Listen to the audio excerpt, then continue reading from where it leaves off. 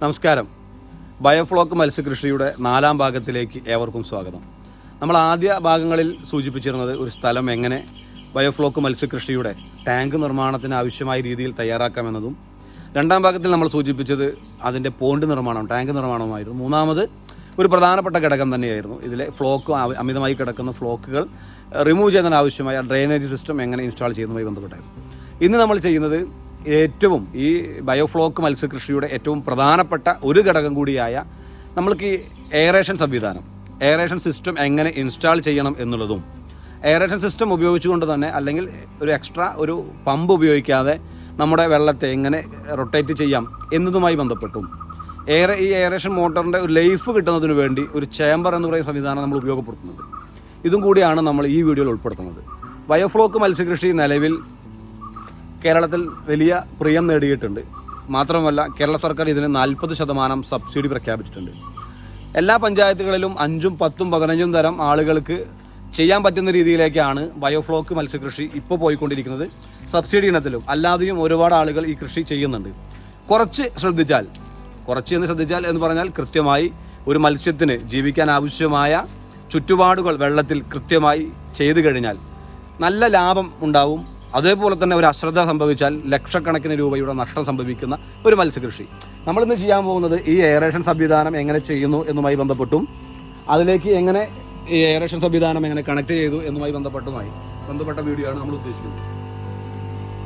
ഈ 4ാം ഭാഗത്തിലെ വീഡിയോയിലേക്ക് ഒരിക്കൽ കൂടി ഏവർക്കും സ്വാഗതം പറഞ്ഞുകൊണ്ട്, ഈ വീഡിയോ ആദ്യമായിട്ടാണ് എൻ്റെ ചാനൽ കാണുന്നത് അല്ലെങ്കിൽ എൻ്റെ വീഡിയോ കാണുന്നത് എങ്കിൽ സബ്സ്ക്രൈബ് ചെയ്യുക, മത്സ്യകൃഷിയുമായി ബന്ധപ്പെട്ട ആളുകളിലേക്ക് എത്തിക്കാൻ ഷെയർ ചെയ്യുക, വീഡിയോ ഇഷ്ടപ്പെട്ടാൽ ലൈക്കും കമൻറ്റും ചെയ്യുക. നമുക്ക് എങ്ങനെയാണ് എയറേഷൻ സിസ്റ്റം ഇൻസ്റ്റാൾ ചെയ്യുന്നത് എന്ന വീഡിയോയിലേക്ക് പോവാം. ഓക്കെ.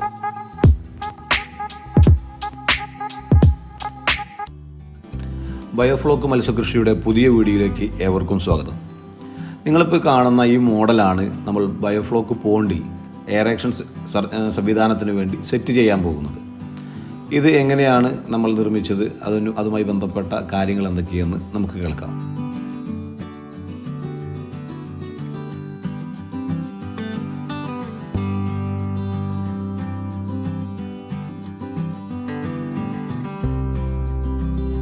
ഒന്നര ഇഞ്ചിൻ്റെ പൈപ്പിലാണ് നമ്മളിത് സെറ്റ് ചെയ്യുന്നത്. ഇതിൻ്റെ പ്രധാന ഉദ്ദേശം, നമ്മൾ സെറ്റ് ചെയ്യുന്ന എയറോക്സി കേബിളുകൾ മുകളിലേക്ക് പൊന്തി വരാതിരിക്കുന്നതിന് മണൽ നിറച്ച് സെറ്റ് ചെയ്യാൻ വേണ്ടി മാത്രമാണ് നമ്മളിത് ചെയ്യുന്നത്. ഇത് വളരെ ലളിതമായും ചെയ്യാം.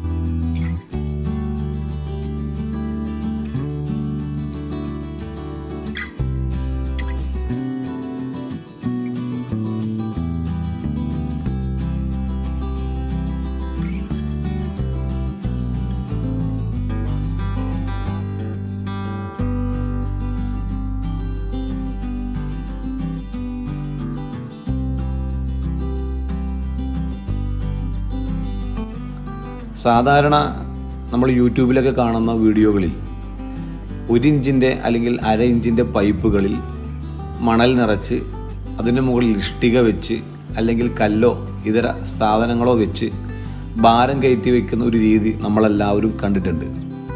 അങ്ങനെ ഇഷ്ടികയോ മറ്റു സാധനങ്ങളോ വെച്ച് നമ്മളിത് സെറ്റ് ചെയ്യുമ്പോൾ അതിനടിയിലേക്ക്, അതിൻ്റെ അരികിലേക്ക് ഫ്ലോക്ക് വന്നടിയാനും അവിടെ എയറേഷൻ സംവിധാനം എത്താൻ പറ്റാത്ത ഒരു സാഹചര്യം പല ആളുകളിൽ നിന്നും മനസ്സിലാക്കിയതിനെ തുടർന്നാണ് നമ്മൾ ഈ ഒരു മോഡൽ നമ്മൾ ചെയ്യാൻ തീരുമാനിച്ചത്. ഈ ഒരു മോഡലിൻ്റെ ഒരു പ്രത്യേകത എന്ന് വെച്ചാൽ, ഇതിൻ്റെ 4 കാലുകൾ, ആ 4 കാലിൻ്റെ ചെറിയ ഒരു ഭാഗം മാത്രമാണ് നമ്മുടെ പോണ്ടിൽ തട്ടി ഇരിക്കുക എന്ന് തന്നെയാണ്. അതിനാണ് ഇങ്ങനെ ഒരു സ്ക്വയർ ടൈപ്പ് ഉണ്ടാക്കുകയും അതിനൊരു സ്റ്റാൻഡും, ആ സ്റ്റാൻഡിൻ്റെ അടപ്പ് സാധാരണ നമ്മൾ PVC പൈപ്പുകളുടെ അറ്റം അല്ലെങ്കിൽ ആ ഹോൾ അടയ്ക്കാൻ ഉപയോഗിക്കുന്ന 4 ഭാഗങ്ങൾ ഉപയോഗിച്ചുകൊണ്ടാണ് നമ്മളതിൻ്റെ കാല് സെറ്റ് ചെയ്തിട്ടുള്ളത്. ആ കാലിൽ നമ്മുടെ പോണ്ടിൽ ഇറക്കി വയ്ക്കുമ്പോൾ അതിൻ്റെ വളരെ ഒരു ചെറിയ ഭാഗം മാത്രമാണ് മുട്ടി നിൽക്കുക. അതുകൊണ്ട് തന്നെ തൊട്ട് മുൻപ് പറഞ്ഞിട്ടുള്ള ഫ്ലോക്ക് ഒന്ന് അടിയുന്ന ഒരു സിസ്റ്റം നമുക്ക് നമ്മുടെ പോണ്ടിൽ ഒഴിവാക്കാൻ കഴിയും.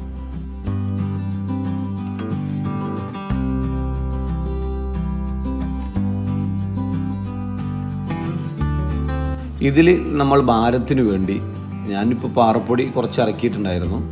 ആ പാറപ്പൊടി അല്ലെങ്കിൽ പാറമണൽ അല്ലെങ്കിൽ നമുക്ക് കഴിയുന്ന നിറയ്ക്കാൻ കഴിയുന്ന നമുക്ക് ചിലവ് ചുരുക്കാൻ കഴിയുന്ന എന്തും നമുക്ക് ഉപയോഗിക്കാം.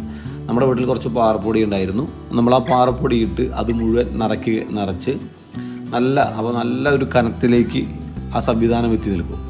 ഒരിക്കലും അത് പൊന്തി വരാത്ത രീതിയിലാണ് നമ്മളത് നിറയ്ക്കുന്നത്. അതിനാണ് നമ്മൾ 1.5 ഇഞ്ചിൻ്റെ പൈപ്പ് എടുക്കാനുള്ള പ്രധാന കാരണം. നല്ല ഭാരം അതിന് ലഭിക്കണം എന്നതുകൊണ്ട് മാത്രമാണ്.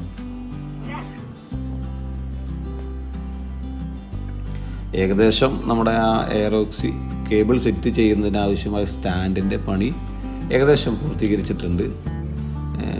നമ്മൾ ഇനി അതിൻ്റെ ഫിനിഷിംഗ് വർക്ക് മാത്രമാണ് ബാക്കി നിൽക്കുന്നത്.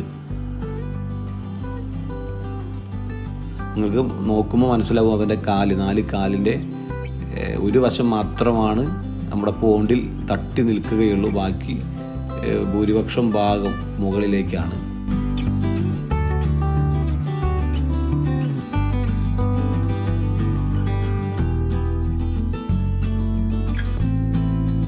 അപ്പോൾ നമ്മുടെ എയറോക്സി കേബിൾ നമ്മൾ സെറ്റ് ചെയ്തുകൊണ്ടിരിക്കുകയാണ്. ഇതിൽ നമ്മൾ ഉപയോഗിച്ചിരിക്കുന്ന എയറോക്സി കേബിൾ 60 സെൻറ്റിമീറ്ററിൻ്റെ 6 എണ്ണമാണ് നമ്മൾ ഉപയോഗിച്ചിട്ടുള്ളത്. ഇതിന് മുകളിൽ നമ്മൾ സെറ്റ് ചെയ്യാൻ പോകുന്നത് 60 സെൻറ്റിമീറ്ററിൻ്റെ 6 കേബിളുകളാണ് ഉപയോഗിച്ചിട്ടുള്ളത്. നമ്മുടെ എയറോക്സി കേബിൾ സെറ്റ് ചെയ്യാനുള്ള സ്റ്റാൻഡ് ശരിയായിട്ടുണ്ട്. ഞാൻ തൊട്ട് മുന്നേ പറഞ്ഞതുപോലെ 6 എയറോക്സി കേബിളുകൾ 60 സെൻറ്റിമീറ്ററിൻ്റെ 6 എയറോക്സി കേബിളുകളാണ് നമ്മൾ ഈ സെൻറ്റർ ഭാഗത്ത് സെറ്റ് ചെയ്യാൻ വേണ്ടി പ്രധാനമായി ഉപയോഗിച്ചിട്ടുള്ളത്.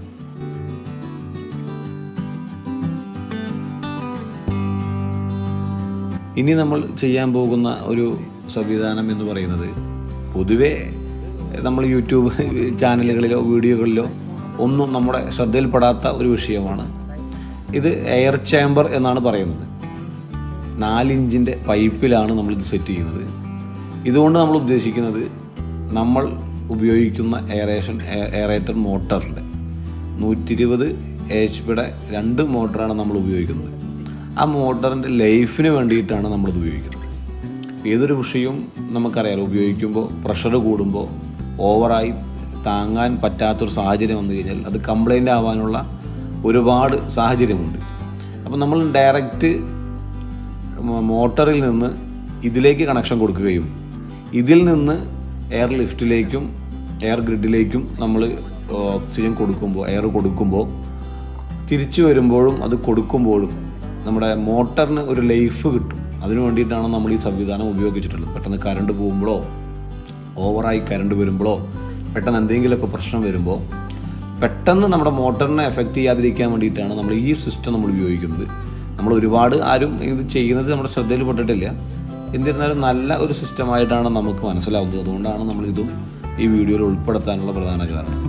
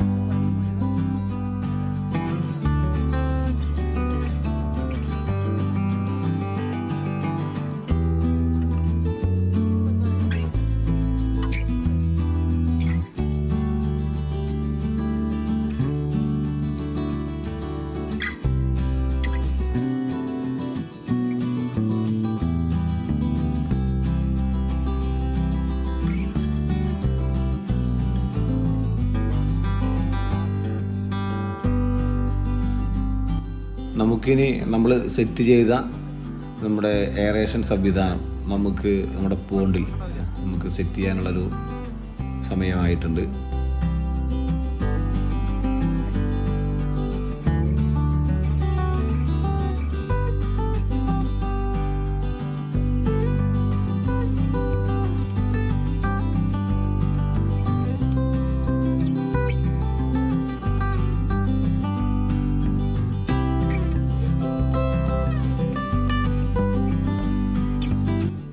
നമ്മളിനി ചെയ്യാൻ പോകുന്നത് എയർ ലിഫ്റ്റ് എന്ന് പറയുന്നൊരു സംവിധാനമാണ്. എയർ പമ്പ് ഉപയോഗിക്കാണ്ട് നമുക്ക് ആ ഒരു സംവിധാനം നമ്മുടെ ഈ എയറേഷൻ മോട്ടറിൽ നിന്ന് തന്നെ ഉപയോഗപ്പെടുത്താവുന്ന ഒരു ചെറിയ ഒരു സംവിധാനമാണ്. 4 ഇഞ്ചിൻ്റെ പൈപ്പിലാണ് നമ്മളിത് ചെയ്യുന്നത്. ഇതിൻ്റെ അടിയിൽ എൽബോയുടെ അടിയിൽ മുകളിൽ എൽബോ ഉണ്ട്. അതിൻ്റെ അടിയിൽ എൽബോയുടെ തൊട്ട് മുകളിലായി 3 ഇഞ്ചിന് മുകളിലായി ഒരു ഹോളിട്ട് അതിൽ ചെറിയൊരു എയറോക്സി കേബിൾ ഒരു കണക്ഷൻ കൊടുത്ത് അതിലേക്ക് നമ്മൾ എയറേഷൻ്റെ കേബിൾ സെറ്റ് ചെയ്യുന്ന ഒരു രീതിയാണ് ഈ എയർ ലിഫ്റ്റ് എന്ന് പറയുന്നൊരു സംവിധാനം. ലളിതമായി ചെലവുകൾ കൊണ്ട് നിർമ്മിക്കാൻ കഴിയുന്നൊരു പരിപാടിയാണ്. ഈ നമ്മൾ സാധാരണ 4 ഡയമീറ്ററിൻ്റെ ഒക്കെ 4 മീറ്ററിൻ്റെ വ്യാസത്തിലുള്ള ബയോഫ്ലോക്ക് പോണ്ട് നിർമ്മാണത്തിനൊക്കെ സാധാരണ 2 എണ്ണമാണ് ഉപയോഗിക്കാറ്. നമ്മൾ ഈ പരിപാടി തുടങ്ങിയപ്പോഴും ഈ പോണ്ട് നിർമ്മിക്കുമ്പോഴും നമ്മൾ 2 എണ്ണം തന്നെ ആയിരുന്നു നിർമ്മിച്ചിട്ടുണ്ടായിരുന്നത്. ഇതിപ്പോൾ പറയാൻ കാരണം ഇപ്പോൾ ഞാൻ ഈ പറയുന്ന സമയത്ത് നമ്മളത് 3ാമതും ചെയ്ത് കഴിഞ്ഞിട്ടുണ്ട്. ഓക്കെ, അപ്പോൾ വെള്ളം എല്ലായിടത്തും എത്തുന്നുണ്ട്. പക്ഷെ അതൊരു കുറവ് പോലെ ഞങ്ങൾക്ക് തോന്നിയതിൻ്റെ ഭാഗമായി 3 എണ്ണം നമ്മൾ സെറ്റ് ചെയ്തു. 4 ഇഞ്ചിൻ്റെ പൈപ്പാണ്, 80 സെൻറ്റിമീറ്റർ നീളമുള്ള 4 ഇഞ്ചിൻ്റെ 3 പൈപ്പുകളാണ് നമ്മൾ സെറ്റ് ചെയ്തിട്ടുള്ളത്. താഴെയും മുകൾ ഭാഗവും ഓപ്പോസിറ്റ് സൈഡിലേക്ക് തിരിയുന്ന രീതിയിലുള്ള എൽബോ, ആ എൽബോയ്ക്ക് മുകളിൽ, താഴത്തെ എൽബോയ്ക്ക് മുകളിൽ ഒരു 3 ഇഞ്ചിന് മുകളിലായി ചെറിയ ഒരു എയറേഷൻ്റെ ഒരു പൈപ്പ് ഘടിപ്പിക്കാൻ പാകത്തിലൊരു ചെറിയ ഹോളിടുക. അതിൽ ഓക്സിജൻ കൃത്യമായി ലഭിക്കുന്നതിന് വേണ്ടിയിട്ടുള്ള ഒരു എയറോക്സി കേബിളിനൊരു കണക്ഷൻ വയ്ക്കുക. ഉള്ളിലേക്ക് ഒന്നിലേക്ക് നമ്മുടെ എയറേഷൻ മോട്ടറിൽ നിന്ന് വരുന്ന പൈപ്പ് ഘടിപ്പിക്കുക. ഇതാണ് ആ സംവിധാനം. ഇത് ഉപയോഗിക്കുമ്പോൾ നമ്മളൊരു എയർ പമ്പ് വാങ്ങി നമുക്ക് പൈസ കളയേണ്ടതില്ല. നല്ല രീതിയിൽ തന്നെ നമുക്കിത് ഉപയോഗപ്പെടുത്താൻ കഴിയും. കാരണം ഇപ്പോൾ നല്ല രീതിയിൽ ഞങ്ങൾ ഉപയോഗിക്കുന്നുണ്ട്.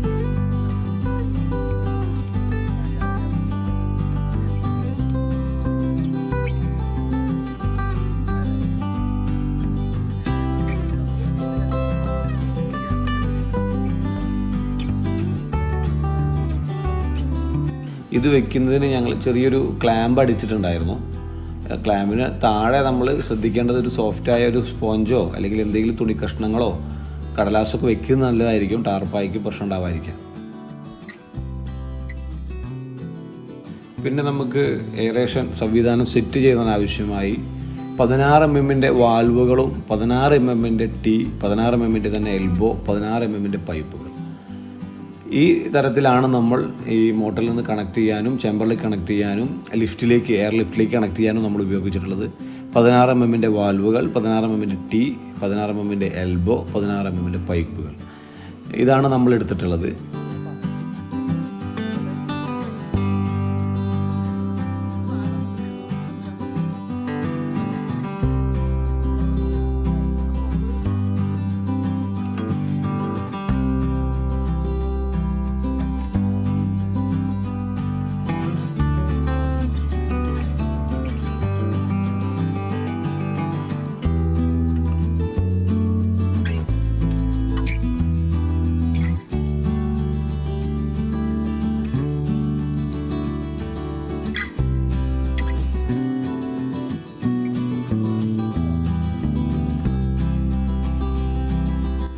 ഇപ്പോൾ നിങ്ങൾ ഈ മോട്ടറിൽ നമ്മൾ ഈ കേബിൾ കണക്ട് ചെയ്യുന്ന ഭാഗത്ത് ശ്രദ്ധിച്ചാൽ മനസ്സിലാവും. നമുക്ക് പണ്ടൊക്കെ ആണെങ്കിൽ നമ്മൾ സ്ക്രൂ ഡ്രൈവറൊക്കെ എടുത്ത് ടൈറ്റ് ചെയ്യേണ്ട ഒരു സാഹചര്യം ഉണ്ടായിരുന്നു. ഇപ്പോൾ പിന്നെ അതിൻ്റെ ആവശ്യമൊന്നുമില്ല. ഇതുപോലെയുള്ള 5 രൂപ 10 രൂപ മുടക്കി കഴിഞ്ഞാൽ നമുക്ക് ടൈറ്റ് ചെയ്യാൻ കഴിയുന്ന, പിടിച്ച് നല്ല രസകരമായി തന്നെ ടൈറ്റ് ചെയ്യാൻ കഴിയുന്ന സംവിധാനങ്ങൾ നിലവിലുണ്ട്. പരമാവധി അതുപോലുള്ള സാധനങ്ങൾ നമ്മൾ ഉപയോഗപ്പെടുത്തുക. പണിയുടെ ഭാരം കുറയും എന്നത് മാത്രമല്ല, നല്ല ഫിനിഷിങ്ങോട് കൂടി തന്നെ നമ്മുടെ എല്ലാ പണികളും ചെയ്യാൻ കഴിയും.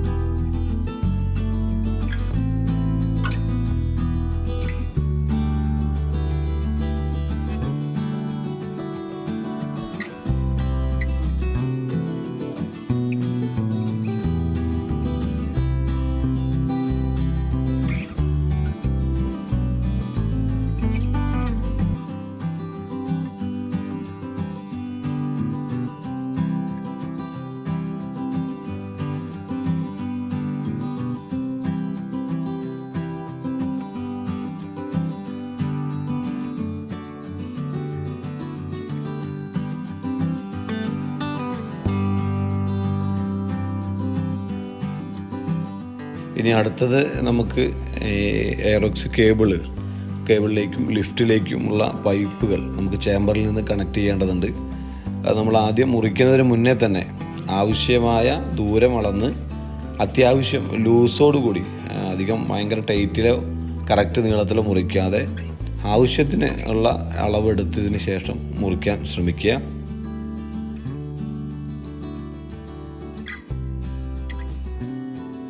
നമ്മുടെ പ്രധാനപ്പെട്ട ഗ്രിഡ് ടൈപ്പിൽ നമ്മൾ പണിതിട്ടുള്ള അല്ലെങ്കിൽ എയറോക്സ് കേബിൾ സെറ്റ് ചെയ്തിട്ടുള്ളതിലേക്ക് നമ്മൾ കേബിൾ കണക്ട് ചെയ്തിട്ടുണ്ട്.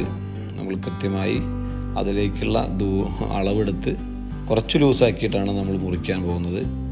വീണ്ടും പറയുന്നു, ആവശ്യത്തിൽ കുറച്ച് ലൂസാക്കിയിട്ട് മുറിക്കുക. കാരണം വെള്ളം വരുമ്പോഴോ അല്ലെങ്കിൽ നമ്മുടെ എന്തെങ്കിലും ചെറിയ അങ്ങോട്ടോ ഇങ്ങോട്ടോ മാറ്റി വയ്ക്കാനോ നീക്കി വയ്ക്കാനോ ഒക്കെ ഉണ്ടെങ്കിൽ നമ്മളത് കൃത്യമായി നോക്കിയിട്ട് മുറിക്കുക.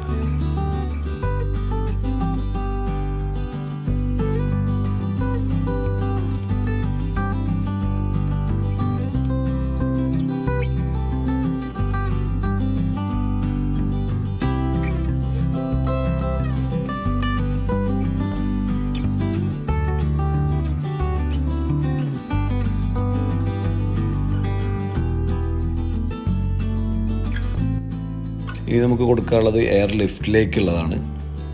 നമ്മൾ മുമ്പ് പറഞ്ഞതുപോലെ തൊട്ട് താഴെ എല്ലാം നമ്മുടെ എൽബോയുടെ തൊട്ട് മുകളിലായി നമ്മളൊരു ഹോള് സെറ്റ് ചെയ്തിട്ടുണ്ട്. അതിലേക്കാണ് നമ്മൾ കണക്ഷൻ കൊടുക്കുന്നത്. അപ്പോൾ ഇവിടുന്ന് നമ്മുടെ പിറകു വശത്ത് നിന്ന് വെള്ളം വലിച്ച് മുകളിലേക്ക് തള്ളും. അതാണ് ഈ സംവിധാനം. അപ്പോൾ അതിലേക്കുള്ള കേബിൾ നമ്മൾ കണക്ട് ചെയ്യുകയാണ്.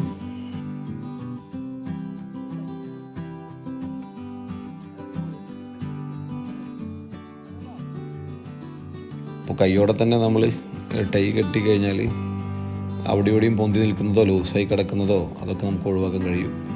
മാത്രവുമല്ല, നമ്മൾ കാണുമ്പോൾ തന്നെ ഒരു വൃത്തിയും ഉണ്ടാവും. നമ്മൾ ചെയ്യുന്ന ഒരു പ്രവർത്തനത്തിന് അതിൻ്റേതായ ഒരു വൃത്തി കാത്തു സൂക്ഷിക്കുന്നത് നല്ലതാണ് ഇപ്പോഴും.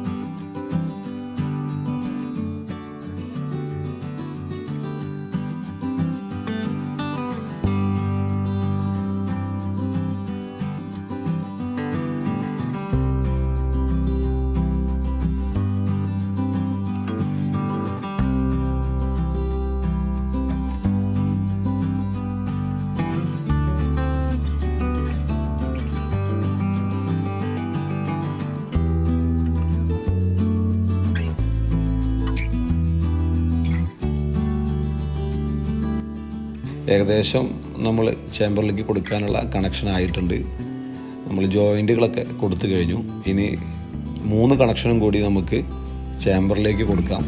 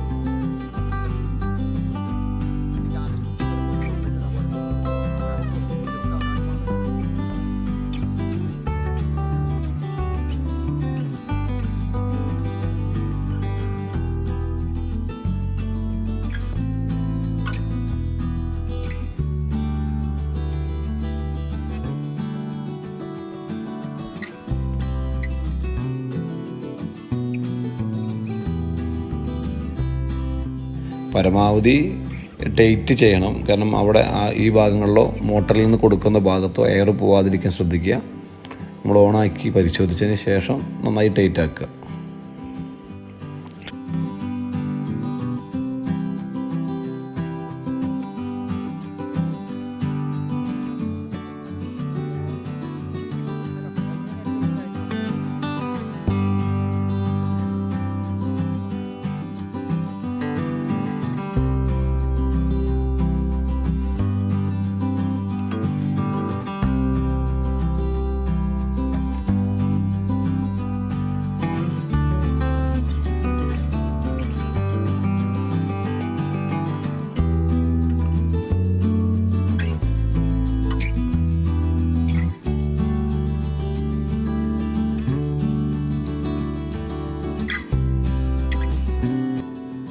അപ്പോൾ നമ്മുടെ 4ാം ഭാഗം അവസാനിക്കുകയാണ്.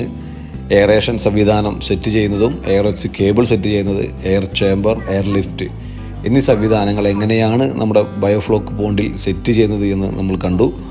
നമ്മുടെ വീഡിയോ ഇഷ്ടപ്പെട്ടാൽ ലൈക്ക് ചെയ്യുക, കമൻറ്റ് ചെയ്യുക, സബ്സ്ക്രൈബ് ചെയ്യുക. മത്സ്യകൃഷിയോ താല്പര്യമുള്ള ആളുകളിലേക്ക് വീഡിയോ എത്തിക്കുക. 5ാം ഭാഗത്തിലേക്ക് കാത്തിരിക്കാം. നന്ദി, നമസ്കാരം.